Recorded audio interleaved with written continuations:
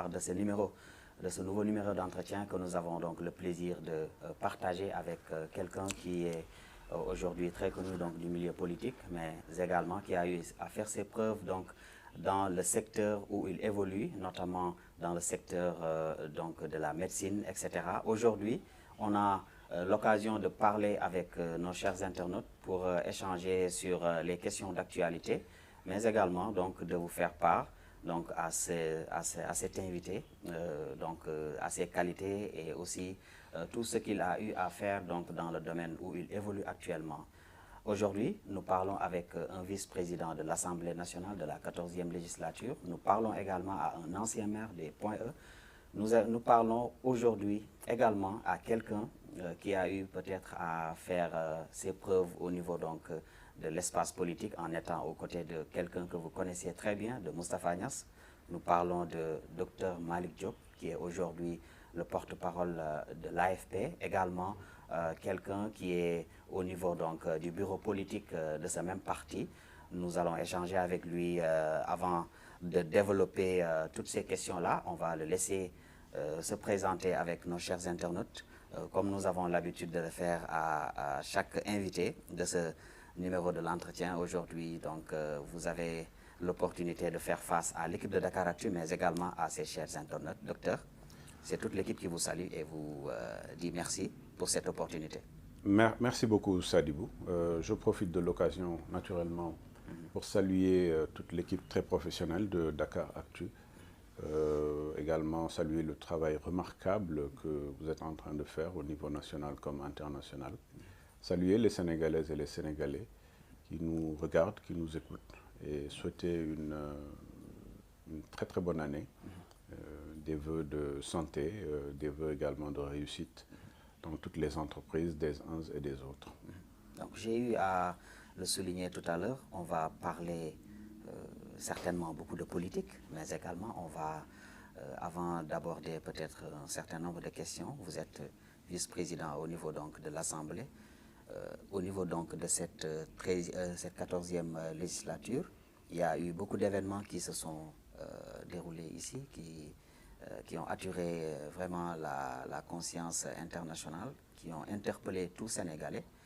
Mais également, vous avez eu à être peut-être au cœur de tout ce qui s'est passé. Vous êtes vice-président, comme je l'ai tout à l'heure souligné. Quel est, selon vous, par rapport donc à tout ce qui s'est déjà passé, par rapport aux plénières, au travail de commission, par rapport aux événements qui se sont déroulés, si vous avez peut-être un bilan à dérouler, que diriez-vous peut-être aux internautes?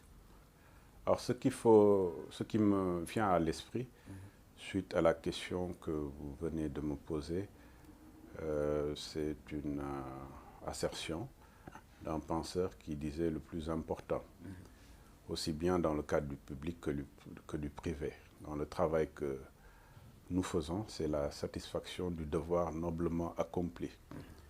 Et la suite de la satisfaction du devoir noblement accompli, c'est la paix de la conscience.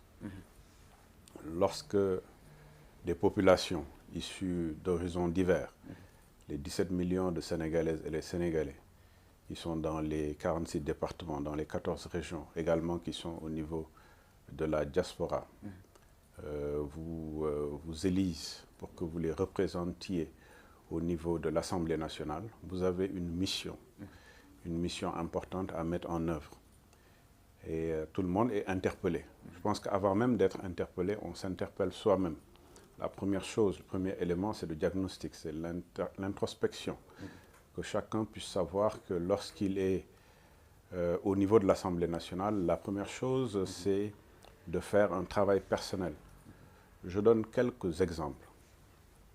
Alors le premier exemple, c'est interpeller les uns et les autres. Je ne parle pas spécifiquement d'un côté comme de l'autre. Je parle des 165 députés. Lorsque nous avons débuté la législature, le premier élément qui a été mis sur la table, c'est l'étude de la loi de finances, la loi organique loi de finances, qui à intégrer, qui est assujetti normalement à un travail pendant 2 mois de la commission des finances. Cette commission des finances, elle intègre les membres de la commission, mais elle intègre également tous les 165 députés de l'Assemblée nationale. On se trompe souvent en pensant que la commission des finances est exclusivement réservée aux membres de la commission. Tous les députés sont considérés comme des députés qui ont voix au chapitre au niveau de cette commission des finances. C'est vrai que le droit de vote est limité aux membres de la commission, mais chacun et chacune doit s'impliquer et travailler dans ça. Alors le travail s'est fait et a été très bien fait. D'ailleurs, je rappelle que les travaux de ces commissions-là ont toujours démarré à 9 h. Et en général, ces travaux, vu que le règlement intérieur ne nous permettait pas de dépasser minuit, donc on a travaillé tous les jours de 9 h à minuit. C'est pour ça que j'interpelle les uns et les autres. Parce que si vous voulez travailler sur un contenu de 9 h à minuit, vous ne pouvez pas être à l'Assemblée à 9 h. Vous devez y être à 7 h, travailler, préparer. Et lorsque vous préparez donc une commission, vous travaillez jusqu'à minuit parce que c'est 2 ministères qui passent en général en commission. Et globalement, tous les députés de quelque camp que ce soit ont fait le travail. Pas du tout, pas du tout. C'est ça. C'est pour ça que j'interpelle les uns et les autres. Moi, je me rappelle, je venais tous les jours à 7 h, 7 h 30 à peu près. Donc, je pense que tous les députés sont là et je parle publiquement. Je venais tous les jours à peu près à 7 h, 7 h 30. Et je trouvais parfois quelques députés, effectivement.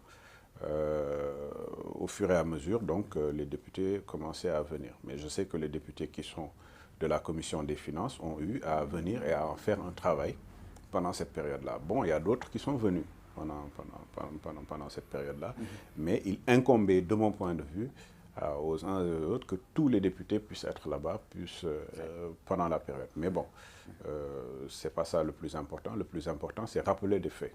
Je profite de l'occasion, naturellement, pour féliciter le président de la commission, Seydou Diouf, l'honorable député Seydou Diouf, mais également le rapporteur général, l'honorable député Yoro Sow, et tous les membres de la commission et du bureau de la commission qui ont fait quand même un travail remarquable. D'accord. Maintenant, au-delà de ça, de ce travail-là, il y a eu la présence de tous les membres du gouvernement.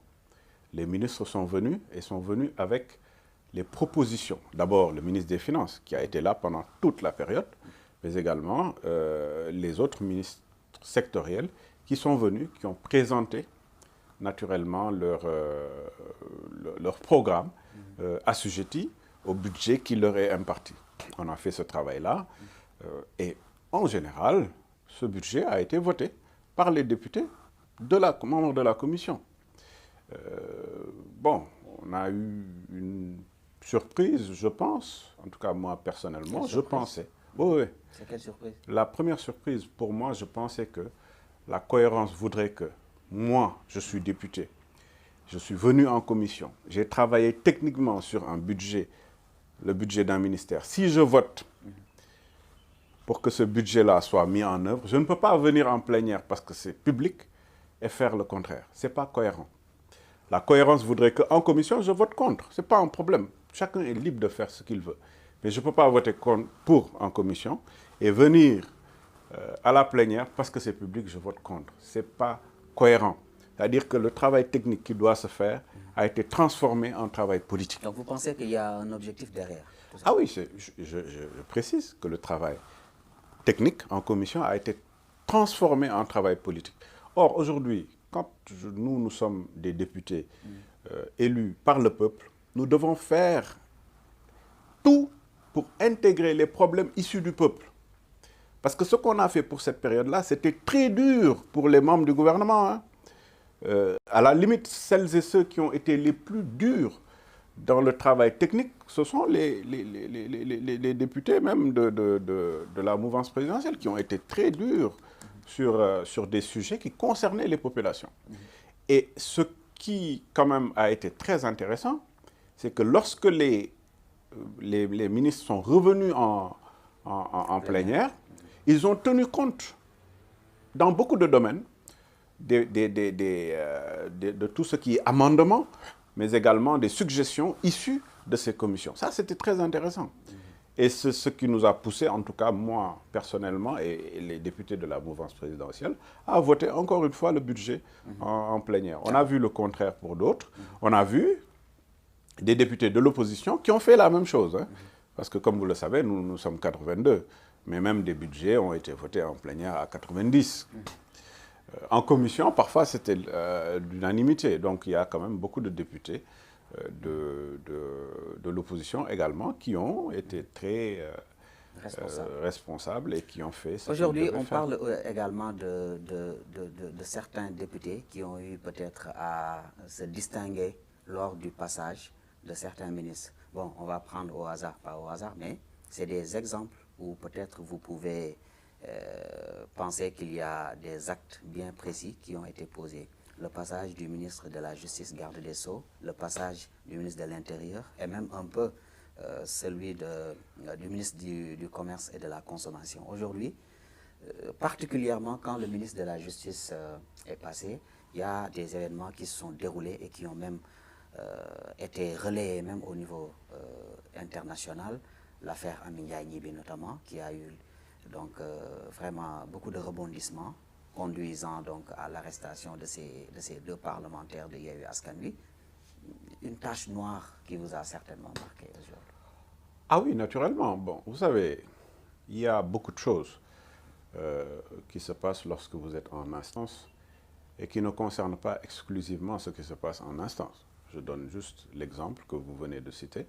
Moi, c'est un sujet sur lequel quasiment je ne parle pas parce que c'est mon principe. Mon principe majeur, c'est que lorsque j'ai été acteur de quelque chose, je donne les éléments d'information. Parce que moi, personnellement, j'ai été acteur de cet événement par hasard, en fait. Le hasard a voulu que j'étais pas loin de la députée que vous venez de citer et qui était assise, je pense, à 3-4 sièges, 4 sièges à côté de moi. Et donc, j'ai été acteur, j'ai suivi la scène. Mais au-delà du fait de suivre la scène, j'étais là-bas quand elle a eu son malaise. Et donc, en termes d'évacuation, donc c'est moi-même personnellement qui l'ai évacué d'abord au niveau de l'infirmerie où on a vu quelques éléments symptomatiques qui appelaient obligatoirement à une évacuation. Nous avons, heureusement, donc, il y a eu l'ambulance des sapeurs-pompiers qui n'était pas loin et qui nous a permis très rapidement d'aller au niveau de l'hôpital principal. Heureusement. Comment est-ce que vous avez trouvé le comportement de vos collègues, Massata Samb notamment et Mamadou Niang? Ben, vous savez, moi j'ai dit ce que j'avais à dire pendant cette période-là. Je vais terminer juste sur les faits. Et pour le reste, naturellement, mon principe, c'est que la justice est en train de faire ce qu'elle doit faire. Alors, ce qui s'est passé, c'est naturellement qu'on est allé au niveau de l'hôpital principal. Heureusement que c'est une structure, je profite de l'occasion également pour féliciter naturellement aussi bien le ministère des Forces armées, mais également le ministère de la Santé, parce que j'ai vu quand même une structure hospitalière très professionnelle. C'est une structure où vous avez des médecins militaires, mais également vous avez quelques civils qui sont à l'intérieur. Mais bon, la prise en charge a été effectuée par des spécialistes qui sont des médecins militaires, qui ont pris en charge d'abord l'urgence, mais deuxièmement, qui ont identifié un problème majeur au niveau, naturellement, de sa grossesse, parce que nous, en l'amenant, on ne savait pas qu'il y avait une grossesse. Qui est déjà d'ailleurs même contestée par une bonne partie de... Bon, vous savez, ça c'est des enfantillages, je pense. Je pense que nous sommes des professionnels qui sommes sous serment. Je pense que le médecin militaire qui est également gynécologue a fait son diagnostic, naturellement en précisant les 9 semaines et 1 jour de grossesse. D'ailleurs, même j'ai fait un lapsus à un moment donné en parlant de 9 mois, alors qu'en termes de semaines, On parle de semaines de grossesse, donc c'est les 9 semaines et 1 jour. Heureusement, malgré le décollement, le gynécologue a précisé que il y a eu des risques naturellement d'avortement, mais ils ont fait ce qu'ils avaient à faire parce que c'est des professionnels. Et heureusement, ces professionnels ont fait ce qu'ils avaient à faire. Ça, c'est déjà l'élément le plus important. Bon, la suite, ça, c'est les médecins, spécialistes également en gynécologue. Ça se porte comment présentement? Vous avez eu de ces nouvelles? Je peux pas, j'ai eu de ces nouvelles. Je sais que elle est sortie de l'hôpital, ça je sais. Mais le reste, le contenu, etc., c'est toujours les spécialistes qui ont pris en charge ce dossier qui doivent communiquer sur ça. Je pense qu'ils ont déjà communiqué.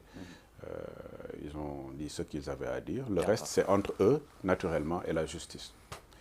Les collègues qui ont également fait poser des actes publics, parce qu'il y avait tout le monde, ont posé leurs actes publics et ont pris leurs responsabilités par rapport à ça.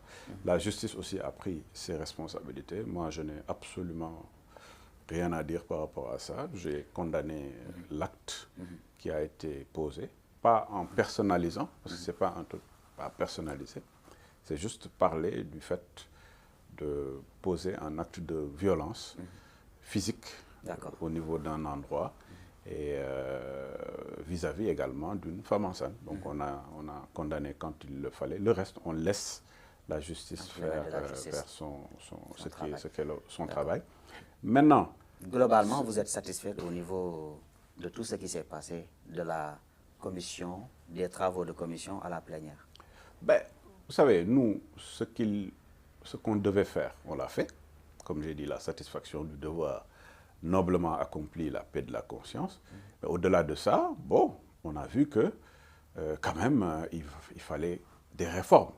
Moi, je pense qu'il faut des réformes parce qu'on ne peut pas se permettre, encore une fois, d'avoir le ministre en charge des finances pendant 2 mois dans un endroit donné qui est tous les jours de 9h à 0h au niveau de l'Assemblée nationale, alors qu'il a quand même un travail à faire pour le compte des populations. Je pense que ça, c'est des choses à revoir en termes de réforme. On a vu que également la loi permettait à 10% de députés de demander à ce que une motion de censure, puisse déposer une motion de censure. Je trouve que c'est une perte de temps, encore une fois, parce que le gouvernement est encore revenu, après même que le Premier ministre a fait sa déclaration de politique générale, qui correspondait au passage des ministères. Donc on est revenu encore une fois. On n'a pas que ça à faire.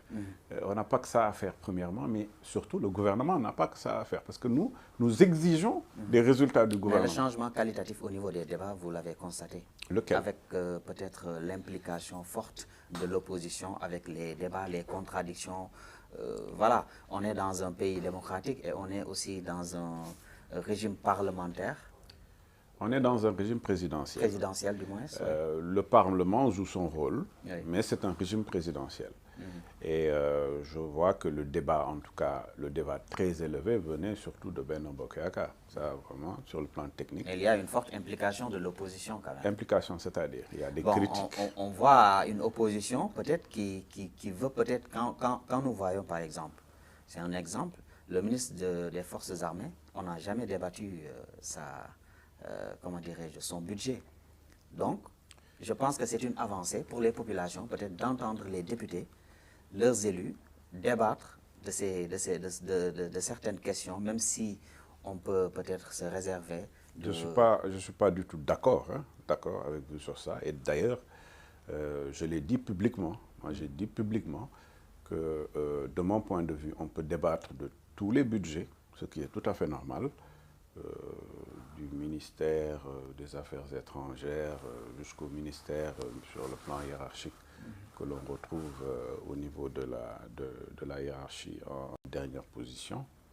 Mais pour moi, le ministère des Forces armées, la tradition républicaine aurait voulu que nous, en tout cas en tant que représentants du peuple, qu'on puisse leur rendre un hommage, et l'hommage qui est rendu en général au ministère des Forces armées, c'est de voter le budget sans débat. Et ça, en tout cas moi personnellement, c'est ce que j'avais proposé. Je suis un républicain, je sais ce que ça signifie. Je sais également le message en tant que représentant du peuple que j'allais envoyer au ministère, aux acteurs du ministère, qui sont là, qui nous défendent lorsque nous dormons, qui nous protègent lorsque nous dormons. Okay. Mais bon, comme on est en démocratie, l'opposition a voulu qu'on débatte, on a débattu. Je ne vois pas en quoi est-ce que ça a changé quoi que ce soit dans le travail qui se fait. Donc aujourd'hui, vous avez débattu de ces questions, mais également, peut-être il y a d'autres questions beaucoup plus importantes à soulever. Cela me donne l'occasion peut-être de faire la transition au niveau donc de ce rapport de la Cour des comptes qui est sorti récemment, qui a créé un tollé donc, dans l'espace public. C'est un rapport qui accable en quelque sorte, bon, en quelque sorte on peut dire que c'est un rapport qui épingle certains fonctionnaires de l'État et aussi interpelle un certain nombre de départements ministériels. C'est un rapport accablant selon vous? Vous savez, au Sénégal, souvent, ce que je déplore souvent, c'est qu'au Sénégal, on parle de beaucoup de choses, mais on ne lit pas. Je pense que la première interpellation, moi, que j'ai chaque fois, quand quelqu'un me parle un peu du rapport de la Cour des comptes, je dis, est-ce que vous avez lu? Souvent, à 90%, 95% même, les gens me disent, bah, on n'a pas lu, mais on a entendu, on a vu telle sortie. Je ne sais même pas si vous-même vous avez lu, mais je pense que c'est important. C'est très bien que vous ayez lu, mais prenez tous les journalistes, prenez les députés, prenez énormément de monde, les gens ne lisent pas.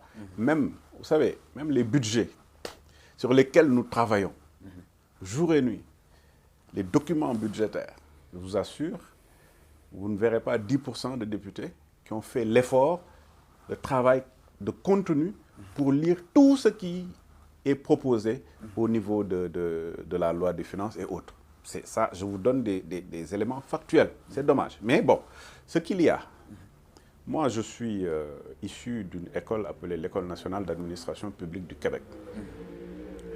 En début 2021, la VGQ, le VGQ, le vérificateur général du Québec, avait fait autant un webinaire auquel nous avons été associés, auquel des cours des comptes ont été associés, hein, la Cour des comptes du Sénégal, de la Tunisie, etc. Et autant, qu'est-ce qui a été dit? Les vérificateurs ont en général une méthode de travail qui est une méthode permanente. La Cour des comptes fait son travail de manière permanente depuis des années. Et encore, depuis l'arrivée du président Macky Sall, je pense qu'il y a eu beaucoup d'éléments qui ont été améliorés au niveau de la Cour des comptes, en termes de budget, en termes de moyens, pour pouvoir quand même faire beaucoup d'investigations et publier. Et je pense que ça a des aspects importants. Et autant, qu'est-ce qu'on avait dit lors de ce webinaire, c'est qu'il faut de plus en plus que malgré le fait qu'il y ait, pendant cette période-là, parce que pendant la période de Covid, tous les États avaient mis en place une facilitation des procédures. C'est normal, parce que autant on disait, oui, lorsque vous lancez des marchés, très souvent il y a des marchés au niveau international, voilà, le décret qui permettait de pouvoir prendre une partie du budget pour la mettre mise en œuvre Fonds Force Covid, etc., avec une grande partie, en tout cas 2/3, qui étaient des éléments décaissables.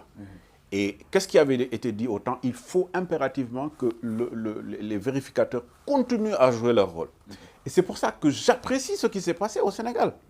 Malheureusement, souvent, quand des choses se passent bien, au contraire, les gens parlent de tollé. C'est très bien que la Cour des comptes ait fait ses vérifications, et ça a été bien fait, que des gens qui n'avaient pas fait ce qu'ils avaient à faire soient épinglés, parce que c'est l'argent du contribuable, même si c'est 1 franc. Je précise, même si c'est 1 franc, il faut qu'on sache, le franc là, il est parti où? Parce que c'est le franc des Sénégalais. Et que j'ai bien suivi le 31 décembre le discours du chef de l'État qui précisément a dit que les choses doivent continuer à se faire. Et j'ai même bien apprécié le fait qu'il ne commente pas. Parce que ce n'est pas son rôle de commenter. Le rôle, aujourd'hui, de la justice, c'est de voir quels sont celles et ceux qui ont été épinglés, parce que le terme épinglé, il faut voir qu'est-ce qu'il y a là-dedans. Quels sont celles et ceux pour lesquels la Cour des comptes a demandé une information judiciaire, à savoir qu'il y a, pour certains, des détournements. Et ça doit se poursuivre jusqu'à ce que celles et ceux qui, je précise, ont fait des détournements soient arrêtés. C'est ça la vérité. Est-ce que vous pensez que, bon, comme beaucoup de pessimistes le pensent, est-ce que justice sera faite? Parce qu'ils sont peut-être désespérés, parce qu'il y a beaucoup d'errements dans plusieurs peut-être rapports qui n'ont pas été certes publiés. Mais aujourd'hui, avec ces rapports-là qui sont mis sur la place publique, aujourd'hui, je pense qu'ils ont une belle opportunité pour donc attendre et aussi espérer que l'autorité suprême fasse le travail qu'il faut. Mais ces pessimistes-là, il faut qu'ils aillent voir ce qui se passe dans d'autres pays. Au Sénégal, ce qui s'est fait là, pendant cette période-là, il n'y a pas longtemps. Il n'y a pas longtemps, la période Covid a commencé en 2020. Début 2020, après il y a eu naturellement l'habilitation financière qui a été demandée pour Fonds Force Covid. Mais ça, quand même, cela dénote déjà d'une volonté de vouloir aller vers la transparence financière. Je pense que c'est des aspects importants. Quand on va vers ça, on ne peut pas ne pas continuer l'aspect juridique. Et moi, je suis persuadé que ça va se continuer. Et ceux qui ont été, au-delà du fait qu'il y a eu des éléments sur le rapport, mais c'est l'aspect juridique qui va entendre cela. Et ceux qui ont fait des malversations, naturellement, vont payer. Ça, il n'y a même pas de débat sur ça. Vous en êtes convaincu? Mais j'en suis convaincu. Je ne peux pas penser qu'il peut y avoir autre chose. Parce que c'est ça l'objectif quand même. Quand on exige que très rapidement on fasse l'audit des fonds, c'est pour que ceux qui ont détourné puissent payer. Moi, je pense que c'est même pas un débat. D'accord. On va parler, bon, on est pressé par le temps, on va parler politique. Oui. Pour terminer donc ce dernier chapitre de l'entretien. Aujourd'hui, vous êtes membre du bureau politique de l'Alliance des forces de progrès. On attend également de vous, de votre parti, que vous fassiez peut-être ce qu'il faut pour faire revivre le parti. Aujourd'hui, tout le monde attend un congrès de l'Alliance des forces de progrès. Qu'est-ce que vous attendez concrètement pour aller dans ce sens et édifier un peu les Sénégalais, faire une restructuration, parce qu'on voit nettement que le secrétaire général national, bon, que Dieu lui prête longue vie encore une fois, il n'en a plus donc pour longtemps avec vous. Mais je lui souhaite une longue vie, une longue vie et une bonne santé. Mais ce qui me satisfait dans la question posée, je suis porte-parole de l'Alliance des forces de progrès. C'est une question que les gens me posent depuis quand même plusieurs années. Et je suis très content qu'on pose la question au seul parti qui décide, en temps voulu, d'aller vers un congrès. Je dis bien au seul parti, au Sénégal, qui décide chaque fois d'aller au congrès. Vous savez, l'Alliance des forces de progrès est le parti qui, au bout de même pas un an, est allé vers un congrès. 3 ans après, on est allé encore en congrès. Moi, le premier congrès de l'AFP, j'ai été candidat pour le mouvement national des jeunes. Oui. J'ai été candidat pour le mouvement régional des jeunes, avec une vente des cartes, avec tout un processus démocratique qui m'a permis de diriger la région au niveau de Dakar, mais qui a permis à Mbaye Dione de diriger le mouvement national, et où j'étais son premier adjoint. Et ça, c'est un processus démocratique. C'est ce processus démocratique qui m'a élu, moi, secrétaire général de Dakar. Oui.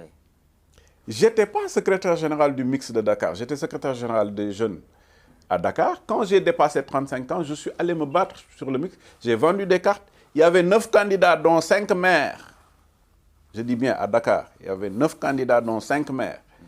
Je suis sorti, on est allé aux voix et je suis passé au premier tour. C'est pour ça que je suis le secrétaire général de Dakar. Aujourd'hui, est-ce que vous avez des ambitions pour diriger le parti? Je viens sur ça, je vais venir sur ça. Alors, ceci montre aujourd'hui que nous sommes le seul parti qui, chaque fois que le temps imparti se termine, on va au congrès. On vend les cartes, on va au congrès. Et aujourd'hui, sur les 14 régions du Sénégal, il y avait 14 secrétaires généraux qui étaient d'un certain âge, qui étaient beaucoup plus âgés que nous. Maintenant, il y a 14 secrétaires généraux qui sont quasiment tous des jeunes. Ça, c'est important aussi, dans un renouvellement. Mais nous sommes un parti où chaque fois on parle du renouvellement du secrétaire général du parti. Alors que nous ne sommes pas un parti où on n'a juste qu'un secrétaire général. Nous sommes un parti de masse. Nous sommes représentés dans 588 collectivités territoriales. Donc c'est comme ça qu'on renouvelle, qu'on rajeunit, qu'on fait vivre un parti. Maintenant, nous sommes un parti aussi organisé. Nous ne pouvons pas nous lever du jour au lendemain, ok, on va au congrès. Non, un congrès, c'est une vente des cartes. D'abord, c'est la mise à disposition des cartes. Il faut que les cartes soient disponibles. Les cartes sont disponibles. Aujourd'hui, maintenant, on passe à la vente des cartes. La vente des cartes, c'est tout un processus. Les commissaires politiques, ils sont désignés. Ces commissaires politiques sont nommés. Ces commissaires politiques nommés vont au niveau de toutes les cellules, de toutes les sections, de toutes les communes, de tous les départements, de toutes les régions et effectuent ces renouvellements. Ces renouvellements non, prendront le temps qu'il faudra pour se faire. Et dès qu'on aura fini cela, on arrive maintenant au secrétariat politique exécutif. Et à ce niveau-là, c'est là où on met en place les équipes.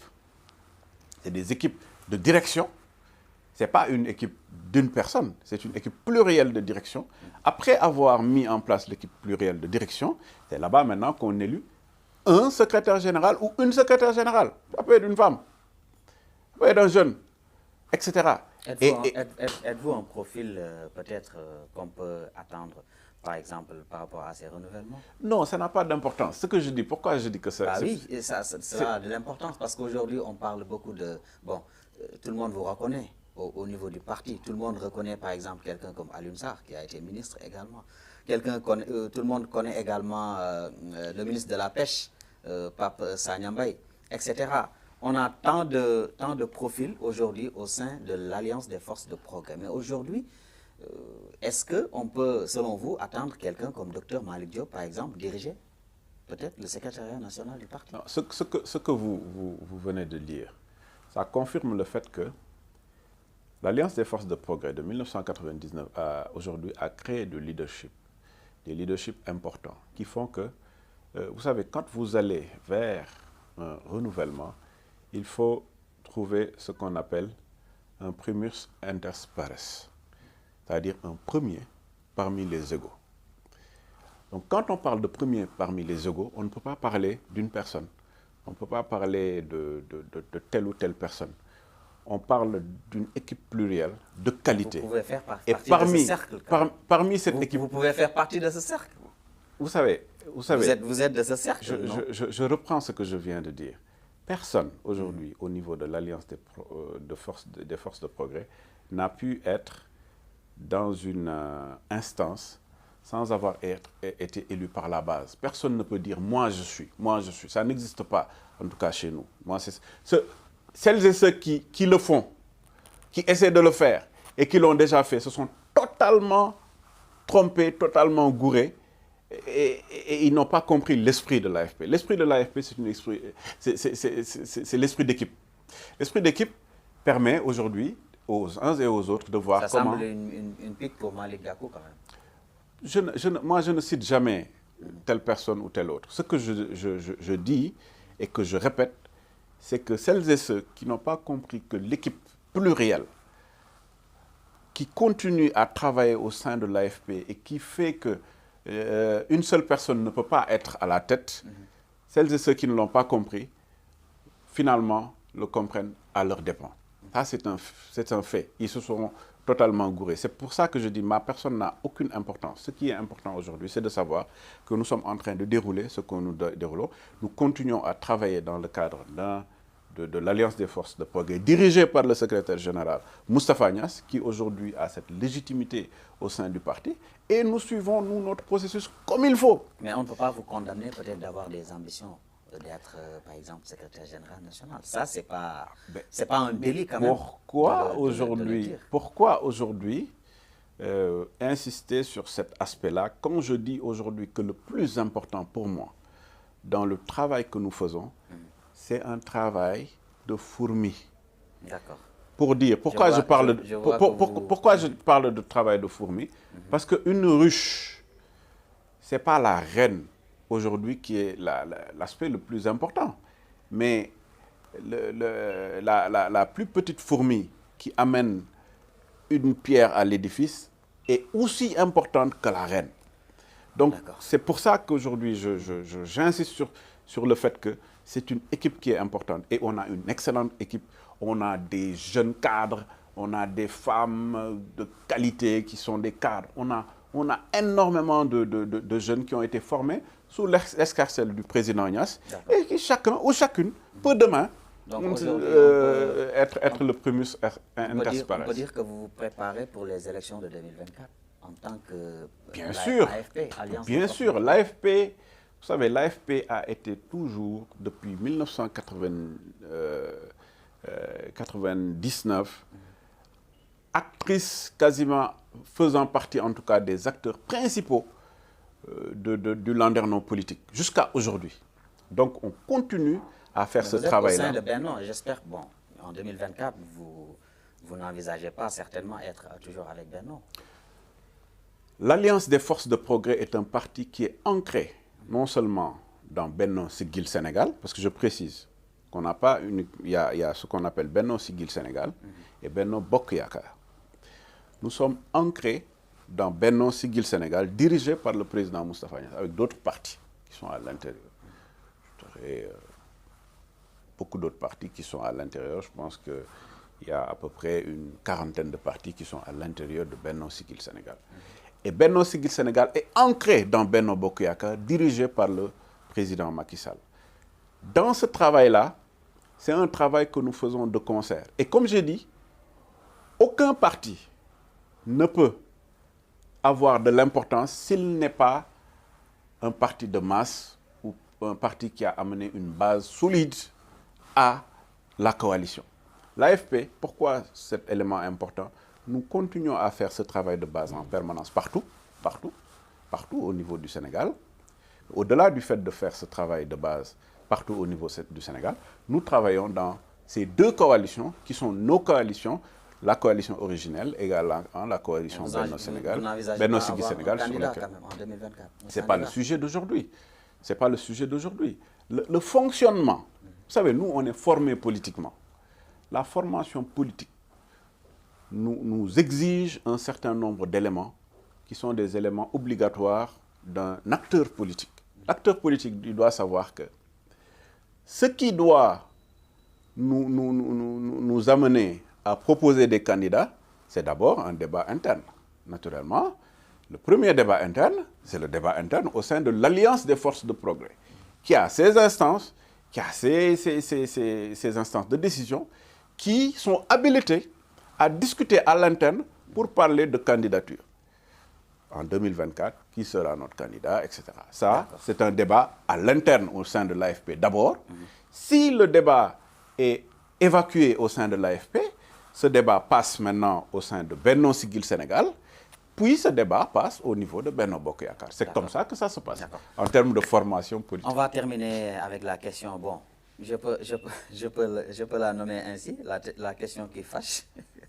Non, il n'y a aucune question qui fâche. La question peut-être aujourd'hui qui fait l'actualité, la question de la candidature du président Macky Sall. Vous venez d'en parler tout de suite. Voilà. Vous avez déjà posé la question. La question, bon, il sera selon vous candidat. Il peut l'être, il le sera, ou vous envisagez faire de lui votre candidat? Mais je pense que vous avez posé peut-être une question un peu en retard.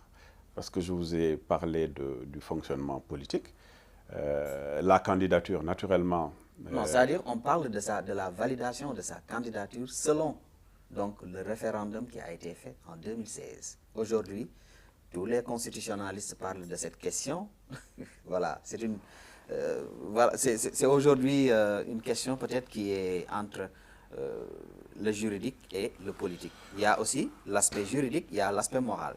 Le président a dernièrement parlé de cette question en disant que voilà, juridiquement, c'est plus quelque chose à l'ordre du jour. Vous êtes d'avis? Vous savez, moi, je suis dans un pays où, c'est pas uniquement au Sénégal, hein, où moi, spécialiste en industrie pharmaceutique, j'ai beaucoup travaillé sur la vaccination parce que c'est notre métier. Je suis dans un pays où, lors de la Covid-19, qui était, enfin, c'est toujours d'actualité, la maladie à coronaviridé, le coronavirus, j'ai vu du tout. J'ai vu beaucoup de Sénégalaises et de Sénégalais parler même d'ARN messager, parler de vaccins, opportunités de vaccins, parler de traitement de la Covid-19, etc. C'est ça, c'est là où on est aujourd'hui, avec aussi le système des réseaux sociaux, où chacun peut se lever avec une caméra ou un téléphone. Comme moi, je peux me lever aujourd'hui, dire, voilà, je suis du corps médical, mais je peux vous dire comment construire un bâtiment de 70 étages, comment faire pour que ce bâtiment ne tombe pas, c'est-à-dire je prends cette décision de le faire. Je vois du tout.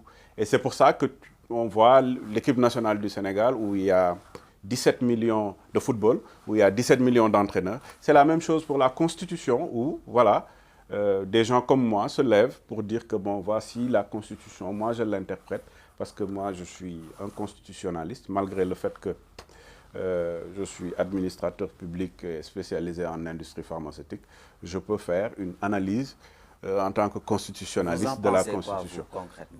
Ce que j'en pense, c'est qu'aujourd'hui, nous avons une Constitution, nous avons un Conseil constitutionnel qui est la seule institution habilitée à se prononcer sur ça. Mais on se fatigue pour rien aujourd'hui dans ce pays-là.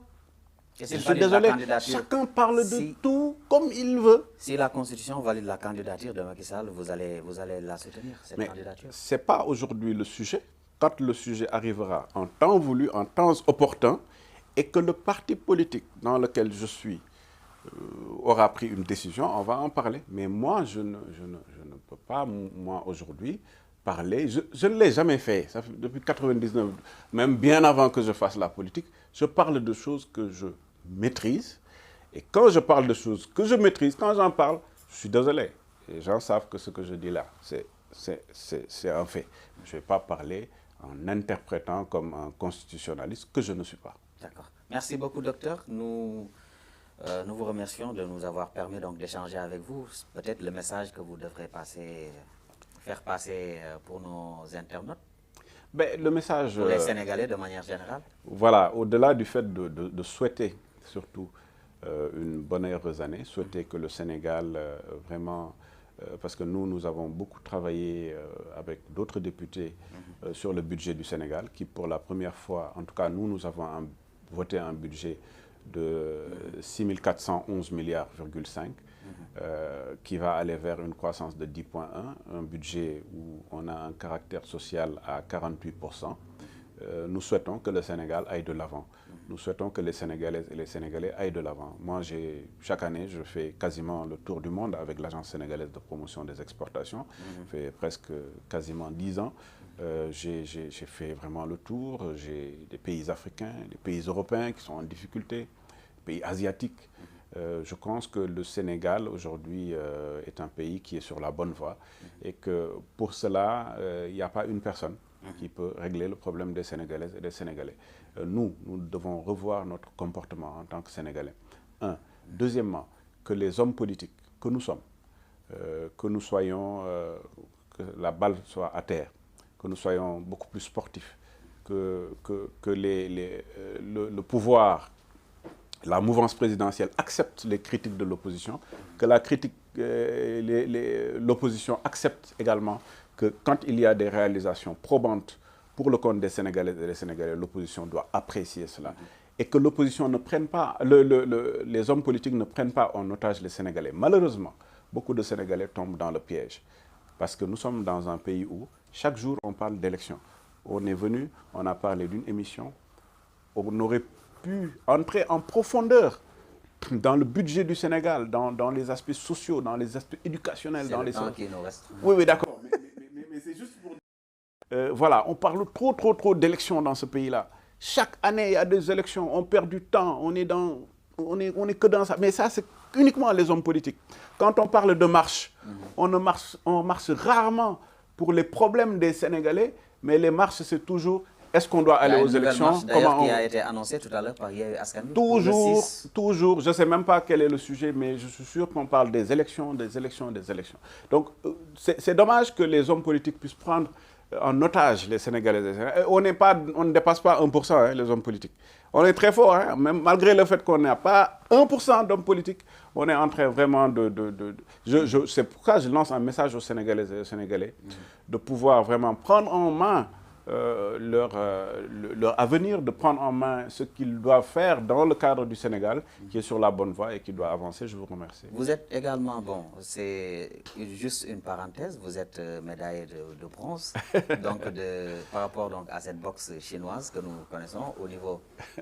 vous êtes même vice-président de la Fédération internationale de Shuijiao Shubo. Voilà, c'est un peu difficile même à prononcer, pour vous dire simplement que vous avez été en quelque sorte, disons, méritant pour avoir donc cette distinction, cette médaille.